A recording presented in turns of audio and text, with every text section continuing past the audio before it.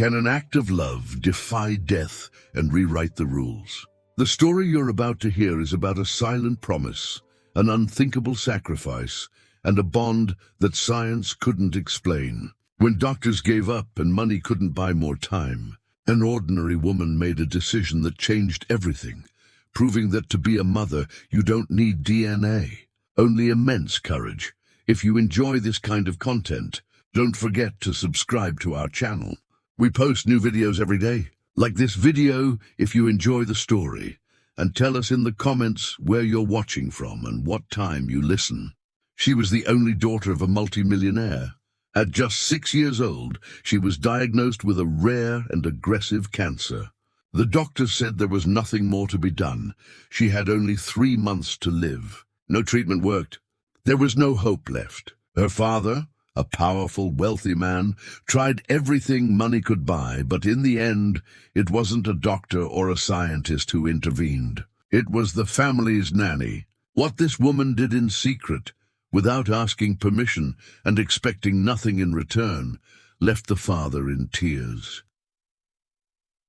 When the news spread through the sterile hallways, it felt like winter inside a summer day. Her name was Lily Carter, 6 years old, the only child of Jonathan Carter, a Manhattan financier who could negotiate billion-dollar mergers but couldn't bargain for one more sunrise. At New York Presbyterian, white coats rotated in and out with careful voices. Aggressive leukemia, refractory, limited options. The words didn't land all at once. They accumulated like snow, silent and heavy, until everything felt buried. Grace Morales, the nanny from a quiet street in Toledo, Ohio, had joined the household less than a year ago. She was steady, practical, the kind of woman who knew where every bandage and bedtime story lived. Lily adored her. Small hand tucked into Grace's palm during labs, a whisper of stay whenever the doors swung shut and the needles appeared. While Jonathan chased specialists in conference rooms bleached by fluorescent light, Grace chased sunlight for Lily, carting window plants to catch the morning, warming blankets in the dryer, pressing hope into ordinary moments. Treatments marched forward like weather fronts, first-line chemo, then intensified protocols, then immunotherapy. Each new regimen arrived with statistics that sounded like riddles. Percentages, remission curves, risk profiles, none of which could answer the only question that mattered. Clinical trials were explored coast to coast: Boston, Houston, Chicago. Jonathan signed forms until his signature looked like a heartbeat gone wrong. Money opened doors, yes, but behind each door stood the same cold corridor. The hospital became their second home. Lily learned the geography of the pediatric wing.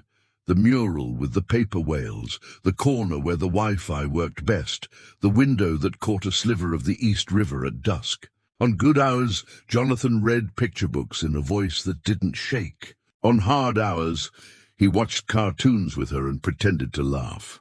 Guilt threaded through his silence. Lily's mother had died the night she was born, and grief had taught him that love sometimes arrives with a receipt no one can pay. There was a single framed photo in their Upper East Side townhouse. Lily's mother, 8 months pregnant, laughing at something outside the frame. Jonathan told the same stories over and over. The coffee shop where they met, the storm they danced through, the list of baby names on a napkin. Lily listened like the stories were stitches, binding her to a woman she'd never touched. She didn't get angry about absence. She learned to hold it gently, like a balloon string you never let go.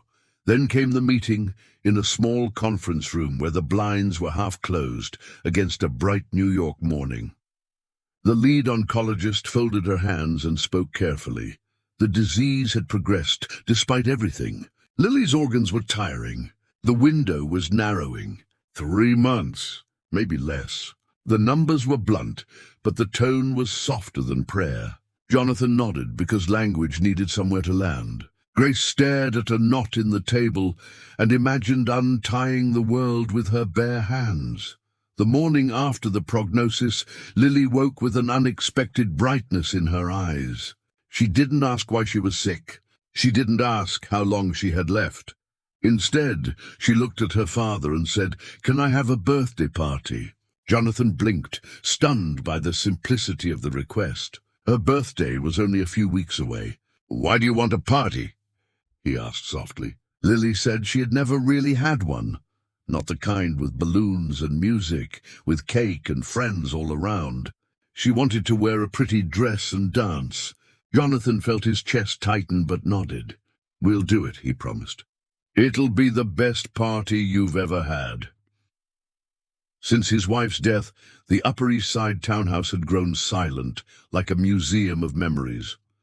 Once a place of laughter, it now echoed with the quiet hum of medical machines. Nurses and aides rotated in and out, professional and polite, but never staying long enough to truly belong. Grace stayed.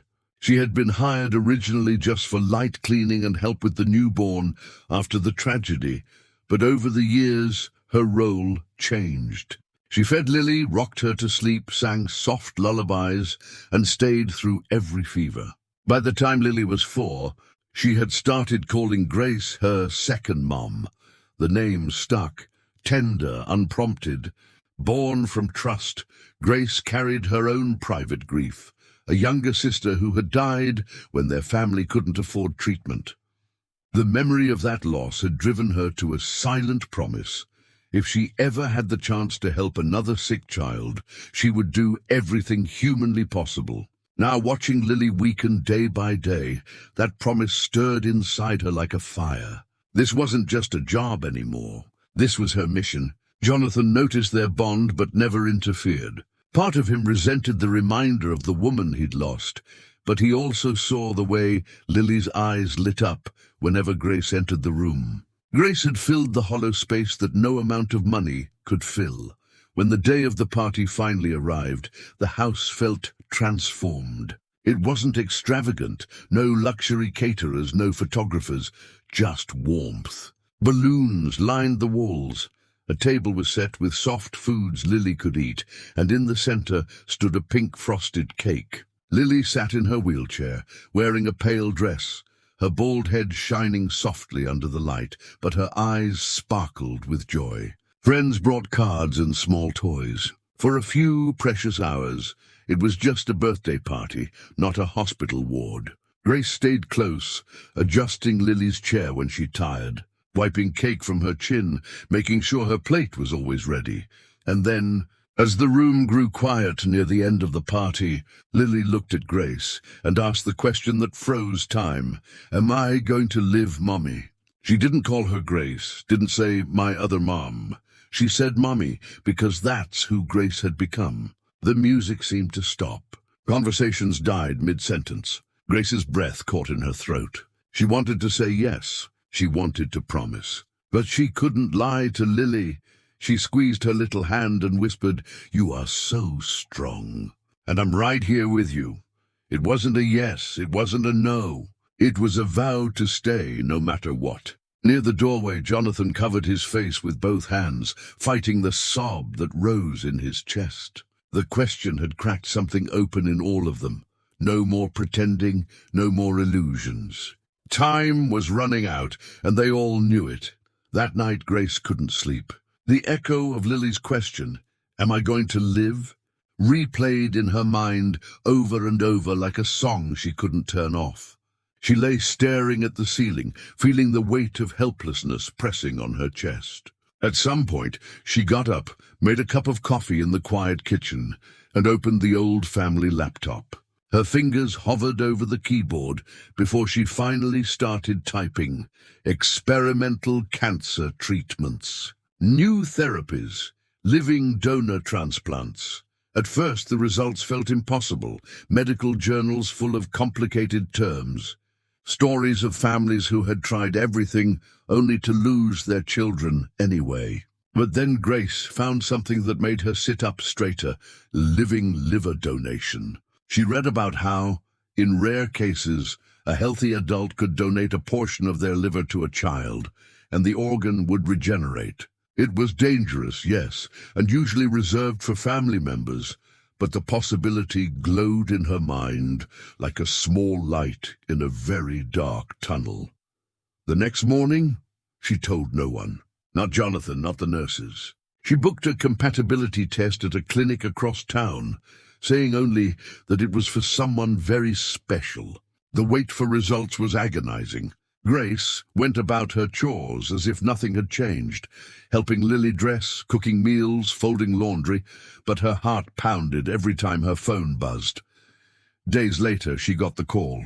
The doctor's voice was calm, almost disbelieving. She was a perfect match. Blood type, tissue enzymes, everything lined up. Grace felt her knees go weak. It was so rare for a non-relative to be compatible, but here it was. Science agreeing with what her heart already knew. Tears rolled down her face as the doctor explained the risks, surgical complications, possible long-term health issues, even death. But none of that scared her as much as doing nothing and watching Lily slip away. Grace went home that night and sat on the edge of her bed, staring at the papers that confirmed the match. She thought about Jonathan, what he would say if she told him. Maybe he would forbid it. Maybe he would think she was being reckless, just an employee stepping too far. But this wasn't about employment. Grace had been there for Lily's first steps, her first day of preschool, her first nightmare. She was her mother in every way that mattered. She made a decision. She would go forward, even if she had to do it alone. She folded the results carefully and hid them in her drawer. This wasn't about rules, contracts, or job descriptions. This was about love, and love, she decided, was worth every risk. The next morning, Grace walked into New York Presbyterian with the folded test results in her purse and her heart hammering like a drum. She asked to meet with the transplant team and was eventually seated in a small consultation room with 2 doctors. Grace told them everything. How she had raised Lily since she was a baby, how the child called her Mommy, how she was ready to donate a part of herself if it meant giving Lily a chance to live. She slid the papers across the table with trembling hands. The doctors read them carefully, their faces unreadable. Then one of them sighed and shook his head. "I'm sorry," he said. "We can't approve this. Hospital policy doesn't allow unrelated live donors for pediatric cases unless there is legal guardianship." The words hit Grace like a punch to the stomach. She tried to argue, explaining that she was not just an employee, that she was family in every way that mattered. But their answers didn't change. Too much liability. Too much legal risk. Grace left the hospital in tears, the cold Manhattan air biting her cheeks. She didn't expect a yes immediately, but she also hadn't expected a flat no. When she got home, Jonathan was waiting. He had seen her missed calls and wanted to know where she had been. Grace told him everything about the secret tests, the perfect match, and the hospital's refusal. At first, Jonathan just stood there, silent, his expression unreadable. Then his voice broke. "Grace, please don't ever bring this up again," he said quietly. "You are all Lily has left. If something happened to you, I couldn't survive losing you too." His words were not angry, but they were final. He was terrified of another funeral, another unbearable loss. But for Grace, the conversation only deepened her resolve. This wasn't just Jonathan's decision. It was hers. She had promised Lily silently that she would not let her go without a fight. If this hospital wouldn't do it, she would find someone who would. That night, long after everyone was asleep, Grace opened the laptop again. This time, her search terms were different. International pediatric liver transplant, living donor without legal relation, urgent cases accepted abroad. Hours passed until she found it. A medical center overseas known for taking extreme cases. They specialized in living donor transplants and had been willing, in some circumstances, to override bureaucratic red tape for the sake of saving a child's life. Grace filled out the online form, attached her results, and wrote a heartfelt message explaining everything: who Lily was, what she was willing to do, and why she was ready to risk everything. She expected to wait days, maybe weeks. Instead, the next morning, an email arrived. A physician named Dr. Gabriel Morales wanted to speak with her. Grace joined the video call from the quiet corner of the townhouse, using Jonathan's old tablet propped against a stack of books. On the screen appeared Dr. Morales, a calm man with silver hair and tired but kind eyes. He listened without interruption as Grace explained Lily's story, her role in the child's life, and her willingness to donate. When Grace finished, the doctor was silent for a long moment before speaking. He told her something that made her throat tighten. Years earlier, he had lost his own daughter to liver failure while waiting for a donor. That loss had shaped his entire career. Since then, he devoted himself to saving children who were running out of time. "If you're healthy and fully aware of the risks," he said gently, "I will help you." He explained the procedure step by step, the legal paperwork, and the secrecy needed to avoid interference from institutions that might block the surgery. Grace agreed immediately. She didn't ask about travel costs or recovery times. Those details didn't matter. What mattered was giving Lily a future. Over the next week, Grace quietly coordinated every step with Dr. Morales and his team. Flights were booked under private arrangements, documents prepared. She scheduled everything for the window when Jonathan would be out of the country on a business trip, the only time she knew no one could stop her. On the morning of their departure, Grace packed 2 small suitcases, one for her, one for Lily, with clothes, medical records, and a few of Lily's favorite storybooks. She told the house staff they were going to a special medical consultation, which raised no suspicion since Grace was deeply involved in Lily's care. A nurse who secretly supported the plan helped arrange transportation to the airport. The flight was long, tense, and quiet. Lily slept most of the way, her small body curled under a blanket. When she asked where they were going, Grace just smiled and said, "Somewhere special, sweetheart. Somewhere that can help." When they landed, the hospital team was waiting to take them to a private ward. Everything had been arranged to avoid publicity and delay. That night, Grace sat by Lily's hospital bed, brushing her fingers through the child's short hair as she slept. She wrote a short letter and slid it under Lily's pillow. "If I don't wake up, know that Mommy said yes." She didn't want to frighten Lily, but if anything went wrong, Lily needed to know this had been a choice made out of love, not fear. Grace's hands trembled, but her heart was calm. At dawn, the hospital staff moved quietly. Lily was wheeled into one operating room, Grace into another just steps away. The halls were silent, except for the soft squeak of wheels and the steady rhythm of machines. Dr. Morales himself stood at Grace's side before she was sedated. "You're doing something extraordinary," he whispered. Grace smiled faintly. "I'm just doing what a mother does," she replied. Then everything went dark. The operating rooms buzzed with controlled urgency. Surgeons worked in perfect synchronization. One team carefully removing a portion of Grace's healthy liver, the other preparing Lily to receive it. Timing was everything. Once the segment was removed, it had to reach Lily within minutes. The hours stretched on, but inside the sterile space there was no panic, only precision. Dr. Morales moved between the 2 rooms, checking every step, his face calm but intent. Thousands of miles away, Jonathan was sitting in a boardroom, finishing a high-stakes meeting, when his phone rang with an international number. At first he ignored it, assuming it was just a business call, but the voice on the other end was not from his office. It was a nurse speaking English with a careful accent. "Mr. Carter, your daughter is currently in surgery," she said. Jonathan shot up so fast his chair toppled. "Surgery? What surgery? Where?" The nurse explained everything in clinical terms, the hospital, the procedure, Grace's name, and Jonathan felt as though the floor had fallen out from under him. He booked the first flight he could get, packing nothing but his passport. During the long transatlantic flight, he sat motionless, staring at the seatback in front of him. Part of him was furious that Grace had defied his wishes, but another part, the part that couldn't silence Lily's laugh in his memory, prayed that she might actually succeed.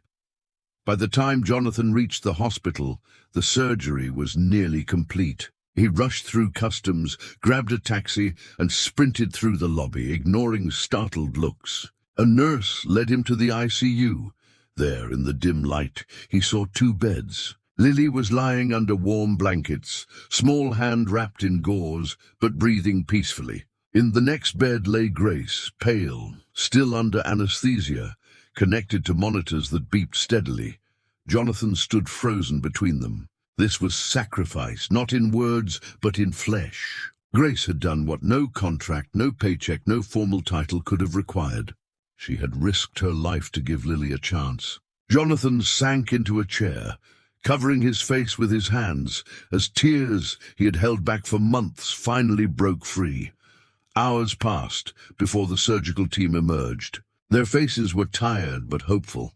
The transplant was successful, Dr. Morales said gently.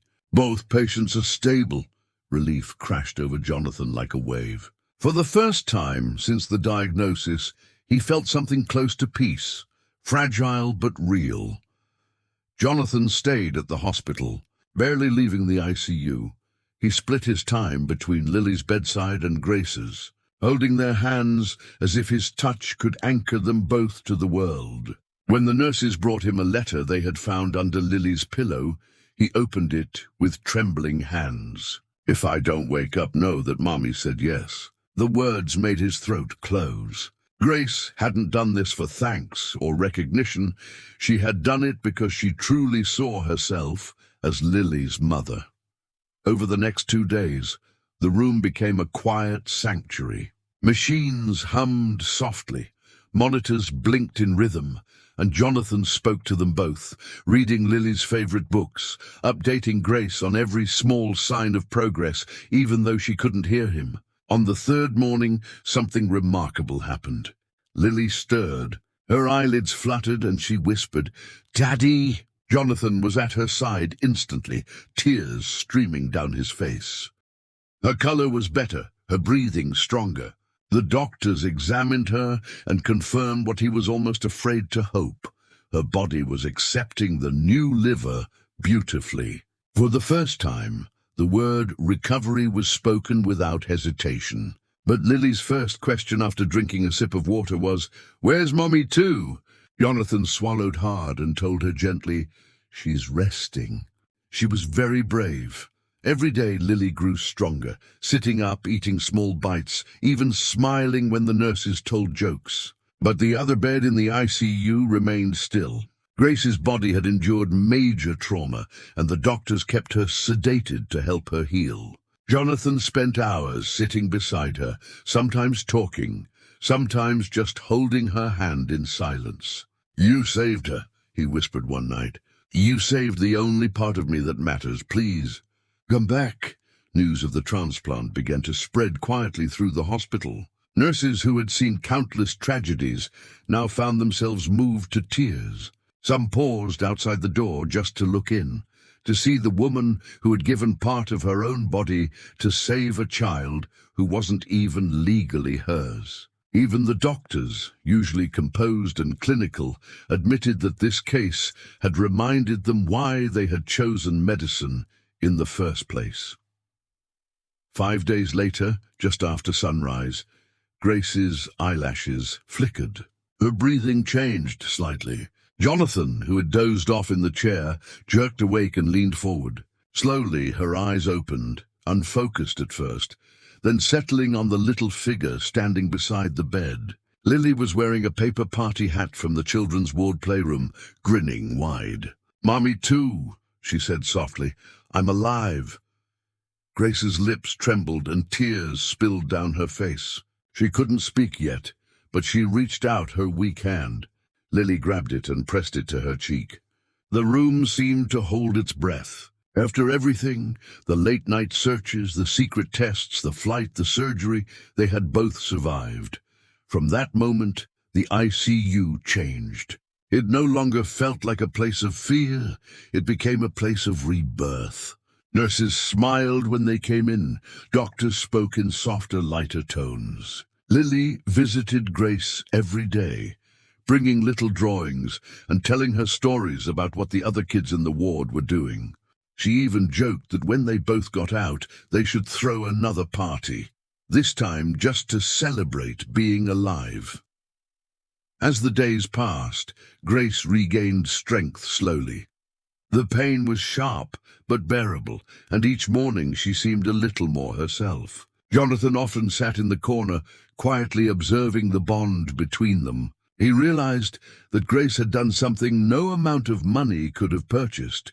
She had given Lily not just more time, but the possibility of a future. Then came the news that stunned everyone. The latest tests showed that Lily's cancer markers were dropping dramatically. The new liver was working so well that the chemotherapy drugs were finally taking effect. The oncologists, cautious at first, began using words like remission potential and extraordinary response. One afternoon, when Grace was strong enough to sit up for the first time, Jonathan brought her the letter she had written. "I've read this a dozen times," he said, his voice unsteady. "I think it's the bravest thing anyone has ever written." Grace smiled weakly. "I just wanted her to know that my answer was yes," she whispered. As Lily's health improved, the story of what had happened escaped the hospital walls. First it spread among staff, then among local reporters. Headlines began appearing. Nanny donates part of her liver to save employer's child. Jonathan tried to protect their privacy, but soon the story went viral. Letters and gifts poured in from strangers around the world. Despite the growing media attention, Grace refused every interview request. "I didn't do this to be in the news," she told Jonathan. "I did it because I love her." She focused entirely on healing, walking the hallways with Lily, laughing when the little girl pretended to race her wheelchair, holding her hand during every blood test. Weeks later, both were finally discharged. They left the hospital together, Jonathan walking between them, holding a hand of each. Outside, cameras flashed, but for them, the world had shrunk to that single moment, 3 people stepping out into the sunlight. Not as employer, employee, and child, but as a family. Back home in Manhattan, the townhouse felt completely different. The machines were gone, replaced with fresh flowers and warm light spilling through the windows. For the first time in years, the air felt alive again. Grace moved slowly but with determination, helping Lily settle into her own bed. Jonathan stood in the doorway, watching the scene with a look that was part relief, part reverence. In the weeks that followed, Lily's strength returned little by little. Her hair began to grow back in soft tufts, her appetite improved, and soon she was laughing the way she used to, loud, contagious, unstoppable. Jonathan rearranged his work schedule, spending more time at home than ever before. He read bedtime stories with Grace, sat with them for breakfast, and found himself smiling more than he had in years. Grace also healed, though her scar ached on cold mornings and the fatigue took time to fade. Yet she never complained. Every time she heard Lily's footsteps running through the house or her giggles echoing in the hallway, it felt like a reward greater than any medal. The letter she had written, the one that had once been hidden under a pillow, was now framed in the living room. It became a quiet centerpiece of the home, a reminder that love sometimes requires courage, sharp enough to cut through fear.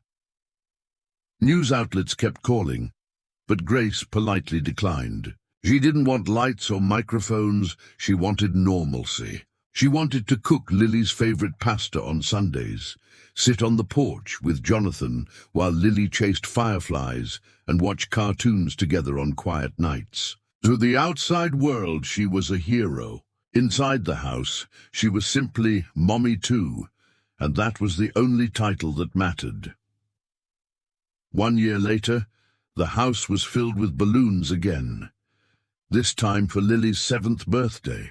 She stood tall, her hair now curling around her cheeks, dressed in a bright yellow dress with a paper crown. Friends and neighbors crowded the living room, singing loudly as Lily blew out the candles. Jonathan filmed everything, his smile wide, tears glinting in his eyes.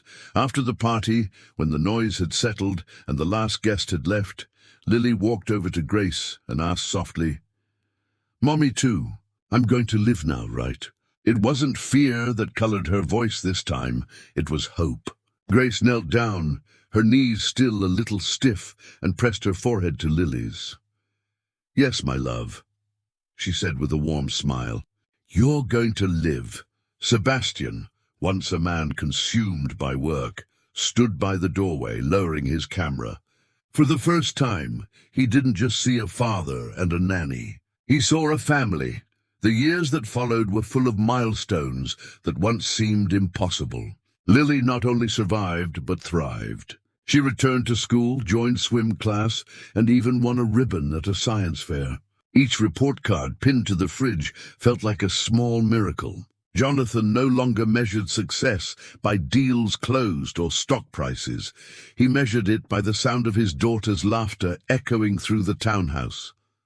Grace, too, found new meaning in every day. Though her body still carried the scar, it also carried pride.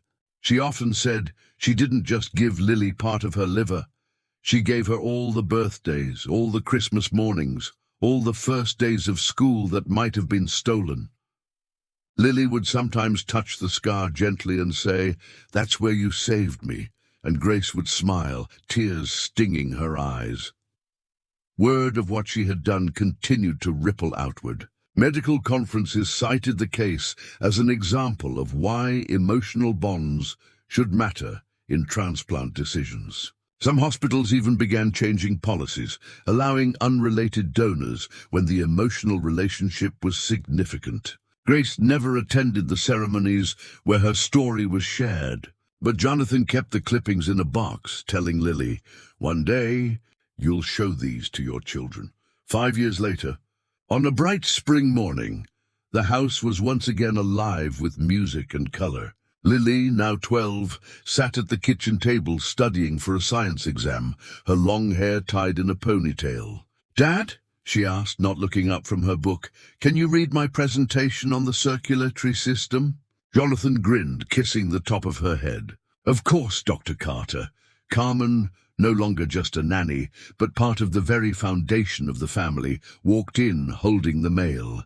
Among the envelopes was a letter from a major medical publisher asking Jonathan to write a sequel to his memoir, The Week That Lasted Forever, which had quietly become a bestseller. Jonathan smiled. "Maybe I will," he said softly. "Maybe I'll write about how love can rebuild a family." That evening, they celebrated Lily's latest perfect health report with takeout pizza and music. At one point, Lily announced, "I've decided something. When I grow up, I want to be a doctor, but also work with adoptions. I want other kids to find families who will fight for them, like you fought for me." Grace's eyes filled with tears as Jonathan nodded proudly. Later, after Lily went to bed, Jonathan and Grace sat on the balcony, looking over the glowing skyline. "Do you regret anything?" Jonathan asked quietly. Grace shook her head with a soft laugh. "Regret? No. I have a daughter, Jonathan. A real one. That's everything." Jonathan's voice grew thick. "I regret trying to stop you. You were her mother long before I had the courage to admit it." Inside, Lily slept peacefully. On her nightstand stood 2 photos, one of her birth mother, smiling with a round belly, and one of the 3 of them leaving the hospital, arms around each other, beaming like they had beaten the world. Because in a way love had rewritten the rules. Love had said yes where medicine had said no, and that yes would echo for the rest of their lives, in every laugh, every hug, every tomorrow. And so this story doesn't end. It continues in every smile, every shared meal, every ordinary moment that once felt impossible. Lily's laughter still fills the rooms, proof that sometimes love can be stronger than fate. Grace's scar remains, a quiet badge of courage, but it no longer speaks of pain. It speaks of victory. And Jonathan? He no longer fears the future. Instead, he welcomes it, knowing his family was forged not by blood, but by choice and sacrifice. If this story touched you, take a deep breath and remember the people who stood by you when life was hardest. Cherish them, thank them, and if you can, be that person for someone else. Before you go, don't forget to like this video and subscribe to our channel so you won't miss the next story that moves your heart. Leave a comment telling us where you're watching from and what this story meant to you. We love reading your messages. And if you know someone who needs hope right now, share this video with them. Because sometimes, all it takes is one story to remind us that love can still change everything.